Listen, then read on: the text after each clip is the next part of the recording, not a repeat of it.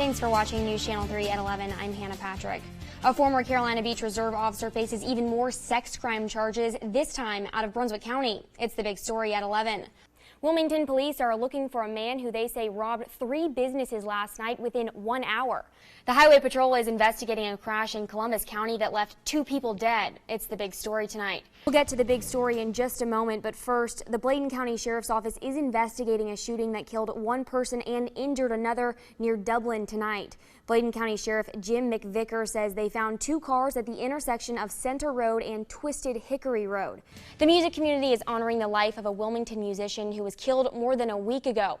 Ben Privet was found dead near his home in a neighborhood off Market Street on April 22nd.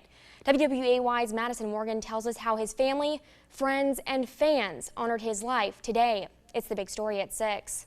An assisted living resident is charged with manslaughter after deputies say another resident died this weekend. It's the big story at 11. In the courtroom, the trial continues for the former police officer accused of killing a Brunswick County teen. The other officers on scene of that Southport shooting testified today. Brian Vassy will not have his case tried in front of a jury after a judge granted his motion for a bench trial in February. He faces a voluntary manslaughter charge in the 2014 death of 18-year-old Keith Vidal. Vassy's attorney argued there has been too much publicity in this case for his client to get on fair trial. All right, Daniel, on the roads, a long-awaited project was tested out this morning. This week, we've been following fires in Brunswick County. Those take up lots of resources, including people, many who volunteer to keep us safe. Many don't realize the majority of firefighters in not only our area, but the country are volunteer. WWAY's Madison Morgan has more on local volunteer fire departments and the changes they're seeing. Amen to that, huh? I can't wait. I'll say it for everybody. Not too bad. We're going to go through all 4 seasons this week. Yeah, really, starting tomorrow. Who doesn't love a good reunion story? Here on Good Evening Wilmington, we live for them. Well, Christy Cox teaches 4th grade math at Town Creek Elementary School, and she spent 16 years showing her students how to love learning. She sure has, and I stopped by her classroom yesterday to show you just part of what makes her our Teacher of the Week. A photo has gone viral of a dad saving his son from a baseball bat hitting him right in the face. What could have been a bad end to a baseball game turned into a hero dad story. Janine Reyes talks to the father-son duo. Yeah, it's hard to imagine even being in that situation, but he clearly knew exactly what to do. Yeah. All right, thank you, Daniel. Now on WWAY at 6, the latest in the murder trial of a Wilmington woman who has never been found. Good evening, Wilmington. It's been another beautiful day in the Port City. I'm Hannah Patrick. Daniel Siemens has the night off. This is Good Evening Wilmington, and Wilmington got a whole lot of good news when the UNCW men's basketball team took the CAA championship title last night in Baltimore. If you weren't in New York for the Oscars tonight, you could have walked the red carpet right here in Wilmington.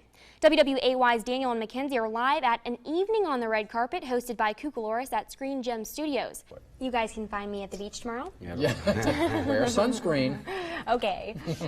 All right, thank you, Scott. Ooh, I do, but I think my heart would start racing just a little bit. Yeah, at least those whales don't look as scary. I've seen videos of like killer whales swimming beside to check out what's going on. That would totally freak somebody out. He must have the GoPro on his head, because if I were holding it, I think I wouldn't get the shot. Yep. All right, thank you, Daniel. Now on your news at 6, more close encounters with gators in Brunswick County. Sometimes when I'm out and about reporting or going to city council, I forget how historic Wilmington is, but that building always kind of catches my eye, something inside or on the ceiling. All right, it's time to talk news out of Pender County this morning, and Pender Topsail Post and Voice editor and publisher Andy Pettigrew is here to give us a sneak peek at headlines before the paper hits stands today. Good to see you. Good morning. So first, let's talk about budget meetings. They start this week. Well, springtime is always budget time when it comes to municipalities and local governments, and I don't know how they could get any more out of us for those that live there after that historic tax increase that we had last year.